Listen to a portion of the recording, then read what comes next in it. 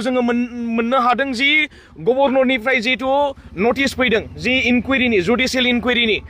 जुडिशियेल इनकुवेरिनि notice फैनायाव दिनैसिमबो जोंनियाव जेबो इनकुवेरि जेबो गैया आरो इनकुवेरि गैयाथ' गैया मैयायो जेरैबायदि without enquiry without investigation without proof सानै रेजिस्ट्रारखौ जिहेतु रिलिज होबाय बिथांमोना बियो गनायजाथाव नङा आरो थोंजों खोथाखौ जोङो बुंदों दि स्टेट गभर्नमेन्ट आरो जिहेतु बिटिसि गभर्नमेन्टआ फरायसानि सोमावसारनायखौ मोनथायनि थाखाय सोमावसारनाय थामोनथायनि थाखाय सोमावसारनायाव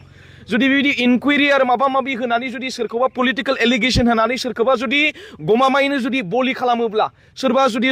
सुबुङा गमामायैनो जुदि साजा मोननाङोब्ला बेयाव फरायसाफोरा खुनु प्रजायाव जिरायनाय गैया बेखिनि बाथ्राखौ जोङो टटेलि नोंथांमोननि गेजेराव जों फोरमायहरदों आरो जों फोरमायदों बेयावहाय जोङो नुनायाव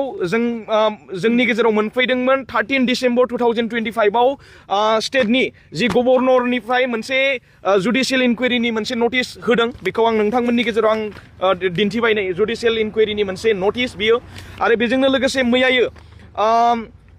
अफिस अफ द भाइस चेन्सेलर बड'लेण्ड इउनिभार्सिटिनिफ्राय जि जोंनि रेजिस्टार बे रेजिस्टारखौ जि लोब्बा दङ होननानै बिथांखौ रिलिज होदों बियो बड'लेण्ड इउनिभार्सिटिनि आरो बेजोंनो लोगोसे नैबे जोंहा क'क्राझार इउनिभार्सिटिनि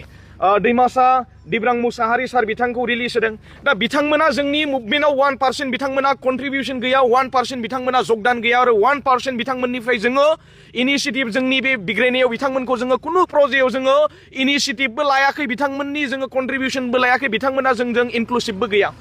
आरो बिथांमोना जिबायदि दङ बिथांमोनखौ थानो हो